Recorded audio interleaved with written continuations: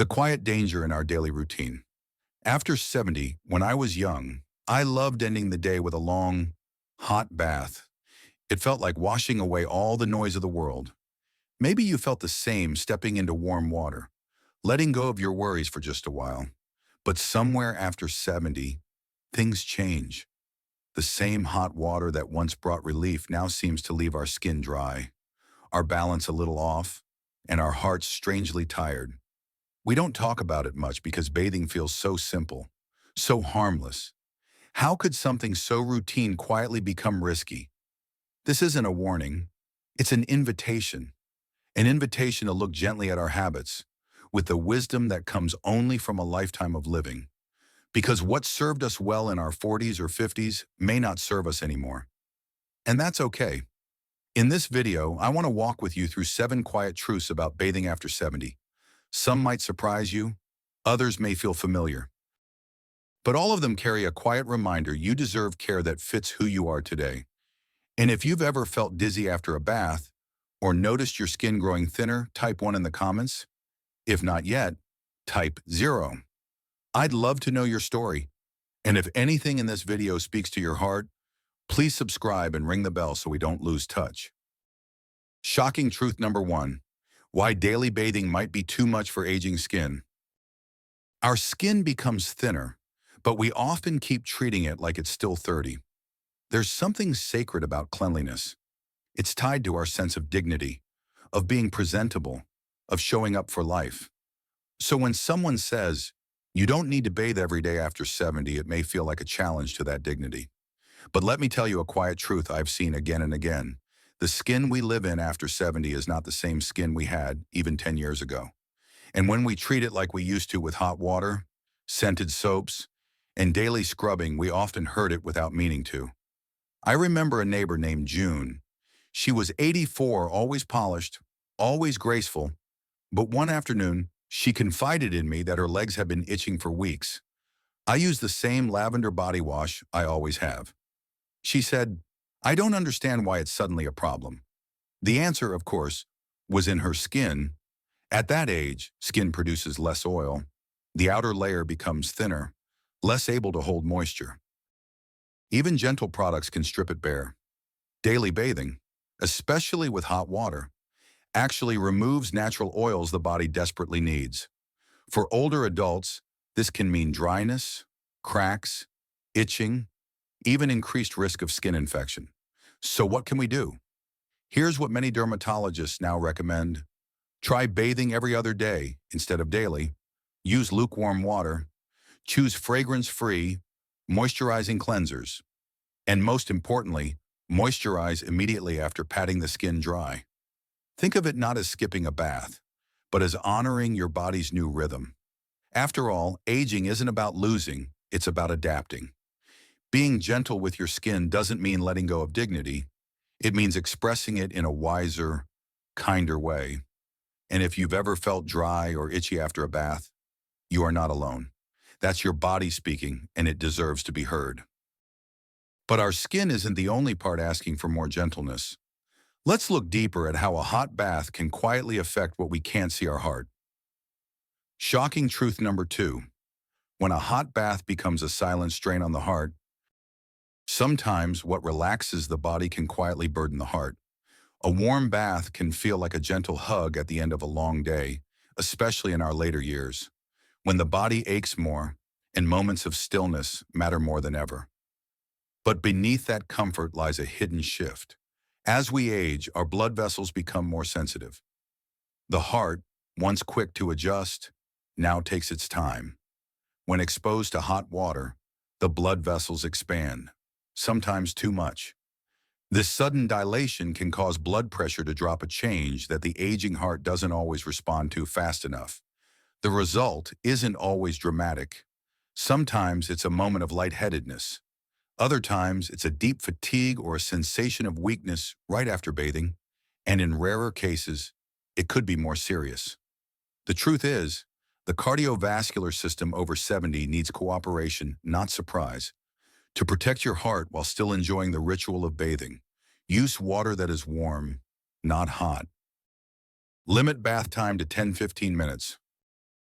Stand up slowly, especially after soaking.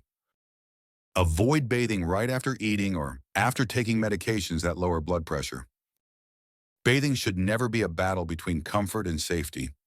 And when we listen to what the body gently tells us, we're not giving up, we're choosing to care with wisdom. And while we take care of what's happening inside, we must also be mindful of what's beneath our feet, because the next risk doesn't rise, it waits below. Shocking truth number 3, slippery floors, fragile bones, the hidden risk beneath our feet. As we grow older, the floor doesn't change, but how we stand on it does. After the warmth of a bath, the body's relaxed, sometimes even slightly unsteady. Muscles are looser, the heart rate may be lower, and blood pressure can dip. It's in this very moment the act of stepping out, reaching for a towel, or turning around that many overlook the silent danger. The bathroom is one of the most hazardous spaces for older adults, not because of water itself, but because of the mix of water, tile, movement, and time. Bones after 70 are more fragile, reflexes slow. Balance isn't what it used to be, and yet, the floor is just as hard and unforgiving. A fall at this stage in life is not always something we bounce back from quickly. Recovery takes longer. Independence can be interrupted. Confidence may never fully return. But these risks are not a reason to live in fear. They are a call to live with awareness. You can reduce these dangers with a few simple, thoughtful steps. Install grab bars in key spots, shower, toilet, and near towel areas. Use non-slip mats both inside and outside the tub. Sit down to dry off. It's not weakness, it's wisdom. Keep lighting soft but clear, even during early morning or nighttime routines. Move slowly. No task in the bathroom is worth rushing. Caring for your body also means caring for the space it moves through. Because safety isn't about limitation, it's about preserving freedom. And while slips are visible, some drains are invisible, like the way daily routines can quietly wear away your strength. Let's talk about that next. Shocking truth number 4. When bathing drains more than it refreshes, the energy cost. We overlook, sometimes, the most familiar routines are the ones that slowly wear us down. There is a rhythm to life in our later years that is different from before. Energy comes in shorter bursts, recovery takes longer, and even small actions once automatic now ask for more attention and effort.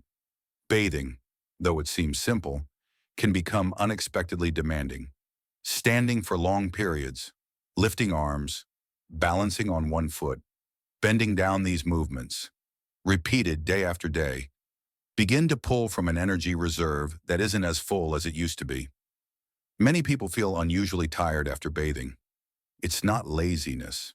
It's not a weakness. It's the body signaling that something once effortless now has a cost. Recognizing this isn't about giving up cleanliness.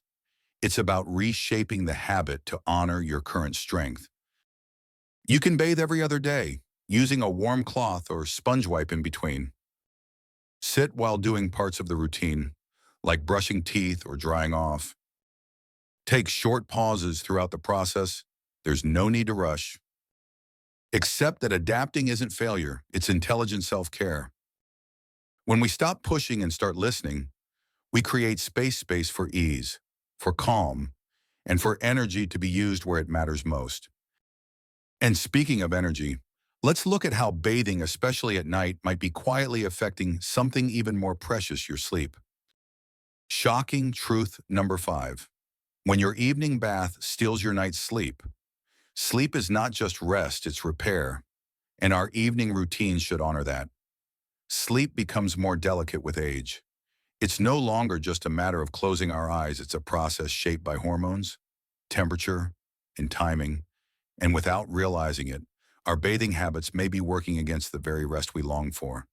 To fall asleep, the body needs to cool down slightly. This drop in core temperature signals to the brain that it's time to release melatonin, the hormone that prepares us for sleep. But when we take a hot bath close to bedtime, we raise our internal temperature instead. The result, the body stays alert longer. Sleep is delayed, Rest becomes restless. This doesn't mean bathing at night is always wrong, but the when and how matter deeply. To support your natural sleep rhythm, bathe 1.5 to 2 hours before going to bed. This gives your body time to cool. Keep the water warm, not hot. Use dim lights after bathing to avoid overstimulation. Listen to your own rhythm if evening baths leave you wide awake. Try mornings or early afternoons instead. Sleep is one of the few things that truly restores us physically, mentally, and emotionally. Protecting it is not just self-care, it's an act of gentle wisdom. We've gently peeled back the layers from fragile skin to the quiet strain on the heart, the risk beneath our feet, the weight of daily effort, and even the surprising impact on sleep. And through it all, one truth has become clear: after 70, taking care of ourselves means choosing differently, not less, not worse, just wiser. So now let me offer you something simple and useful. 5 small, thoughtful habits that can help you stay clean, feel refreshed, and remain safe without asking more than your body's ready to give. Number 6, 5 gentle habits that keep you clean, without exhaustion. Caring for yourself doesn't have to be hard, just thoughtful. After 70, the goal is no longer to do everything the way we used to. It's to do what makes us feel well now. Cleanliness is part of that wellness. But it must come in a form that honors our energy, our balance, and our comfort. Here are 5 simple healing habits that support hygiene without draining your strength. Switch to every other day bathing. Daily bathing isn't necessary for most older adults. On in-between days, use a warm, damp cloth to gently wipe key areas: underarms, folds, feet, and face. You stay fresh without putting your body through strain. 2, sit whenever possible. Have a sturdy chair nearby. Sit to dry off. Sit to moisturize. Sit to brush your teeth. Standing too long can wear you down faster than you think. 3, use warm water. Not hot, warm water soothes without overworking your blood pressure or drying out your skin. Test it with your elbow if it feels too hot there. It's too hot for the rest of your body. 4, keep essentials within easy reach. Install shelves or use shower caddies so you don't have to bend or stretch too far. Reducing small risks prevents big problems. 5, make it a ritual, not a race. Play soft music. Light a candle. Use a favorite towel. Let bathing become a moment of self-kindness, not just self-cleaning. When we slow down and simplify, we don't lose dignity, we reclaim it. Number 7, letting go of old expectations, embracing gentle self-care. You are not less for doing less. You are wiser for doing what fits. One of the hardest parts of aging isn't physical, it's emotional. It's the quiet voice that says, I used to do this without thinking. Why does it feel hard now? It's the memory of our old strength and the guilt we sometimes carry for not being who we once were. But here's the truth. No one says enough. You haven't failed. You've evolved. And with that evolution comes the right and the responsibility to care for yourself differently. There is no shame in needing more rest. There is no guilt in choosing ease over effort. There is only grace in adapting to your real, present self. The body you live in today is not the one from decades ago, and it's not meant to be. It's softer, slower, but also wiser, more aware, more attuned to what matters. So if there are days you don't bathe, that's okay. If there are weeks when comfort matters more than perfection, that's not laziness. It's love. If your routine shifts from doing to simply being, then you are exactly where you need to be. This stage of life isn't about keeping up. It's about coming home to yourself. You still deserve care, deep, intentional care. Not in the way the world expects, but in the way your heart now understands. And perhaps the most powerful thing we can do for our health is to be kind to the person we are today, not the one we used to be. Before we move on, I want to slow down with you for just a moment. We've talked about how your skin changes after 70. how daily bathing might not be as helpful as we once believed, and how comfort sometimes matters more than tradition. But maybe you're still wondering, okay, then what should I do instead? How often is enough, and what if I need help, but don't know how to ask? Those are tender, important questions. And I want you to know you're not alone in asking them. In the next part of this video, we'll gently explore what a new bathing rhythm might look like. A rhythm shaped not by habit, but by kindness. We'll talk about how often you really need to bathe, how to speak up about your needs without guilt or shame, and even how to turn bathing into a quiet ritual of self-respect and healing. This is where things get even more meaningful. So if you've stayed with me this far, thank you. Let's keep going together, slowly and softly. Number 8, how often should you really bathe after 70? When I was younger, I thought not bathing every day meant something was wrong. Maybe you did too. After all, we were taught that daily bathing was not only about being clean, but being respectable. But here's the quiet truth after 70. Your skin doesn't need the same level of scrubbing. Your body doesn't produce the same oils. And unless you're working up a sweat or dealing with certain medical conditions, you don't need to bathe every day. Let me tell you a short story. A gentleman I once cared for, named Frank, used to shower twice a day. Even at 80, he told me, "I've done this since I was in the Navy." But after one winter, his skin began to crack, itch, and bleed. He thought it was the weather, but it wasn't. It was the water, the soap, the habit. So we made a small change, every other day, with warm water.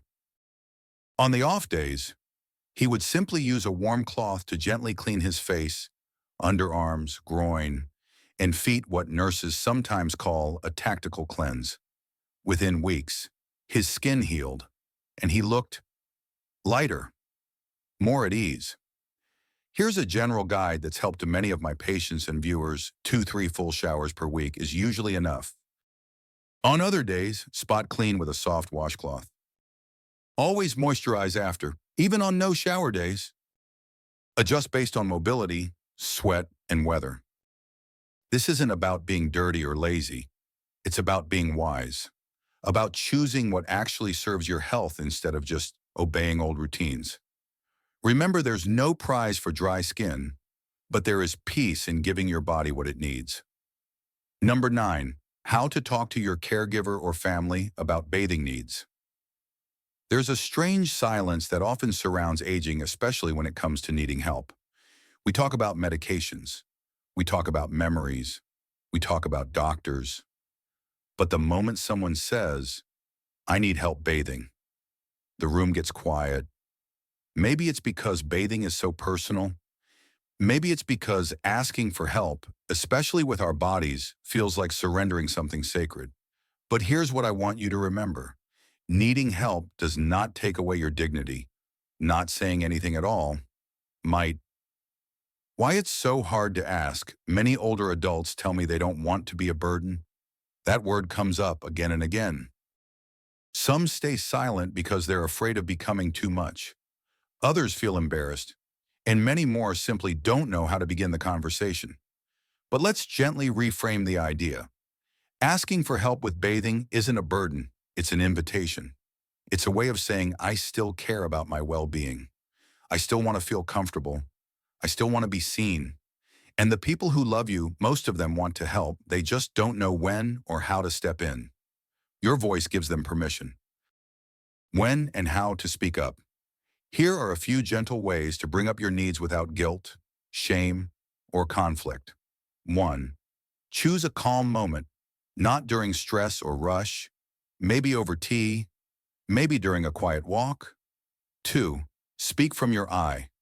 Say, I feel better when I can bathe in the morning, instead of, you always make me wait too long. 3. Be specific. Is it the time of day? Water too cold? Want a same-gender assistant? Say it. The more clearly you express, the easier it is to respect your boundaries.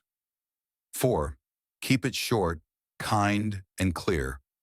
You don't need a long explanation, just honesty. with softness. 5. Use writing if needed.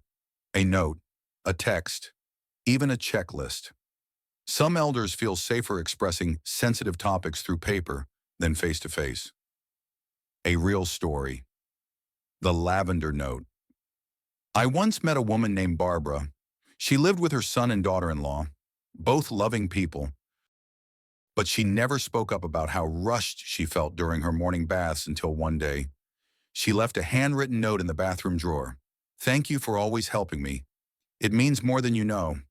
I'd feel most peaceful if we could do my baths slowly, with soft music, maybe some lavender oil. It helps me feel seen, not scrubbed." The next morning, everything changed. They played her favorite music, slowed down, and added a drop of lavender oil to the towel. Barbara told me it was the first time in years that I felt like I wasn't just being washed. I was being cared for. If you're the one helping for caregivers, adult children, spouses, aides, here's what your loved one might not be saying. Please don't rush. Please don't talk over me. Please look me in the eye. Please give me a moment to breathe. Remember, helping someone bathe is not a medical task. It's an emotional encounter. Your gentleness is not a luxury, it is medicine. Ask open-ended questions. Would you like to use the blue towel or the white one? Would you like to start with your hands or your face? How does the water feel?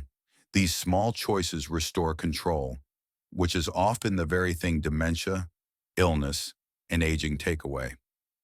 When communication breaks down, not every conversation goes smoothly. Some families carry old wounds. Some have built walls instead of bridges. In those cases, try again another day. Involve a third person, a nurse, counselor, or friend. Write instead of speak. Use humor to ease the tension. And always remember, dignity doesn't mean doing everything alone. It means being part of the conversation about how things are done. A message to the listener. If you are reading this, and someone you love is trying to express their needs, pause, don't just hear. Listen. Don't rush to fix. Be with. Sometimes, the real request isn't "help me bathe." It's "see me, value me. Let me feel human in this small moment." A question for you. What would happen if your next bath began with a question instead of a towel? How would you like to do this today? Is there anything that would make you feel more comfortable? That's not just hygiene. That's honoring a soul. Number 10, bathing and memory loss. When dementia enters the room, there's something especially tender and especially difficult about bathing someone who lives with memory loss. I've been in many homes over the years, helping care for aging parents, spouses, and grandparents with Alzheimer's or dementia. And if there's one thing I've learned, it's this: most of the resistance to bathing isn't about the bath itself. It's about fear, it's about confusion, it's about a person trying to understand why someone is undressing them, touching them, guiding them toward water without fully remembering who that person is or what's happening. Imagine this: you're 85. You've forgotten what day it is. You don't recognize the bathroom. The person standing next to you feels unfamiliar. And suddenly, your clothes are being removed. The water is rushing. The light is bright. Your body feels exposed. You don't feel in control. You feel terrified. That's what bathing can feel like when dementia enters the room. From task to trauma. What not to do? I've seen heartbreaking scenes. A daughter pulling her father toward the tub, insisting, "Come on, Dad, don't fight me." A husband trying to undress his wife while she cries and shouts, "Don't touch me." Caregivers giving up, saying they just won't listen anymore. But underneath all that refusal is often a human being who simply doesn't feel safe. So let's shift the focus from forcing to understanding, from routine to relationship, from getting it done to making it gentle. The soft approach. Creating safety before soap. Here are some practices I've seen make a world of difference. 1. Keep it predictable. Same time of day, same caregiver if possible, same towel, same song. Same sequence. The brain in dementia clings to routine like a lifeline. 2. Prepare the space. Warm the room. Use soft lighting, no overhead glare. Lay out everything in advance so there's no pause that causes stress. 3. Use your voice as comfort. Approach slowly. Say their name. Explain each step. Hi, Dad, it's me. I'm going to help you wash your hands now. The water's warm. You're safe. Even if they don't respond, your tone matters more than your words. 4. Make it brief but meaningful. Sometimes a full bath isn't possible. That's okay. A sponge bath, focusing on hands, face, underarms, and groin may be enough for the day, especially if done gently. 5. Use sensory memory. A certain scent, a favorite towel, a familiar song. I once knew a woman who wouldn't bathe unless Frank Sinatra was playing it, reminded her of her wedding day. 6. Respect the no. If they're distressed, back off. Let them breathe. Try again later. Safety always matters more than schedule. When caregivers feel rejected or defeated, if you're the one helping and the person you love suddenly pushes you away or doesn't recognize you, it can feel like grief, like failure, like heartbreak. But please know it's not about you. It's about a brain that's protecting itself the only way it knows how. Take care of your own heart. 2. Take breaks. Let others help. Talk to someone. You're not weak, you're human. Bathing someone with memory loss is one of the most sacred, most emotionally demanding acts of love. You deserve support, too. A story of gentle return. I want to share a moment I'll never forget. A daughter named Elena was caring for her mother, who had mid-stage Alzheimer's. Every bath was a struggle. One day, Elena sat down beside her mom, held her hand, and said nothing. Just breathed with her. Then, she sang a lullaby, not loudly, not perfectly, just softly. Her mother closed her eyes and let her begin to wash her hands. From that day on, every bath began with a song. That's how healing begins, not with soap, but with presence. Final thoughts: bathing with dementia is never just about hygiene. It's about connection, trust, safety, dignity. It's about learning a new language, a quieter one, to say you are still a person. You are still worthy of comfort. You are not forgotten. Even when memory goes, love doesn't. Number 11, reimagining bathing as a ritual of self-respect. When we're young, bathing often feels like a task, something we rush through on the way to somewhere else. A shower before work, a quick rinse after the gym. The water washes away the dust of life so we can move on. Faster, fresher, cleaner. But after 70, the rhythm changes. The pace slows. The body asks for something more than just cleaning, it asks for tending. That's why I believe bathing, at this stage of life, should not be a chore. It should be a ritual. Let me tell you about Mrs. Eileen, a widow in her 80s. For years after her husband passed, she barely bathed. Not because she didn't care, but because no one touched her anymore. Bathing felt hollow, cold, mechanical. But one day, we talked about how bathing could be something else, something gentle, something sacred. She decided to try again, but differently. She placed a towel over the radiator so it would be warm afterward. She poured a few drops of lavender oil into a basin. She played her favorite music, Ella Fitzgerald. And as she bathed slowly, softly she whispered, "This is my time." She didn't do it for guests, not for her children, just for herself. And that changed everything. How to turn bathing into a personal ritual. Here are a few ideas you might try, not because you must, but because you can. Set the scene. Light a candle, close the door, lower the lights, play gentle music, perhaps old songs that soothe you. Choose your items with care. A soft towel, my favorite soap, water at just the right temperature. Go slow, bathe like you're caring for someone you love, because you are. Involve all your senses, smell essential oil, sound music, sight soft lighting, touch a gentle sponge, even taste a mint tea waiting afterward. Breathe deeply, not just to clean, but to return to yourself. Speak kindly to your reflection, even if just one sentence, like you've made it through so much and you're still here. Remember, bathing can be a private act of praise, of gratitude, of soft rebellion against the idea that aging means fading. The deeper meaning of bathing. Bathing is not just physical, it is emotional, spiritual. In many cultures, bathing is a symbol of renewal, of purification, of rebirth. When you step into warm water, you're not just rinsing off the day, you're reminding yourself, I'm still present in this life. My body still deserves care, even in its changes. I do not need to earn comfort. I already deserve it.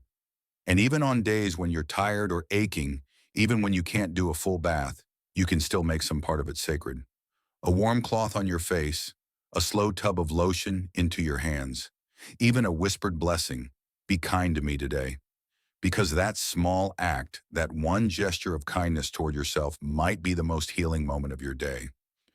There's something I didn't say at the beginning of this video, something I saved for now, because now we're ready. You see, this whole journey we've taken from how often to bathe, to how to ask for help, to how to turn cleansing into a ritual, it wasn't really about bathing at all. It was about learning to treat yourself as someone worthy of care again. It was about giving yourself permission to change without shame, to soften, to slow down, to stop measuring your days by how productive or presentable you are, and start measuring them by how deeply you felt, how gently you lived, and how kindly you spoke to yourself. Some people think aging is about loss of youth, of strength, of independence, but I believe something else. Aging is an invitation to come home to your own body, your own rhythm, your own truth. Your skin may be thinner now, but your spirit, your presence, is richer than ever. So the next time you touch warm water or hold a towel to your skin, I hope you remember this. You are not behind. You are not a burden. You are not done. You are still becoming, still unfolding, still worthy of beauty, of softness, of love every single day. And maybe all this talk about bathing was just a doorway, a gentle way to return to something we all long for: to be seen, to be safe, to be home in our own aging skin. If this message stayed with you even for a few seconds, please share your thoughts below. I'd love to know what touched your heart. And if you haven't subscribed yet, I hope you will. Because in our next video, we'll dive into another quiet truth: why most anti-aging products don't work and what truly nourishes your skin and soul instead. Until then, be kind to your body, be generous with your rest, and above all, speak to yourself the way you would to someone you deeply love, because that someone is you.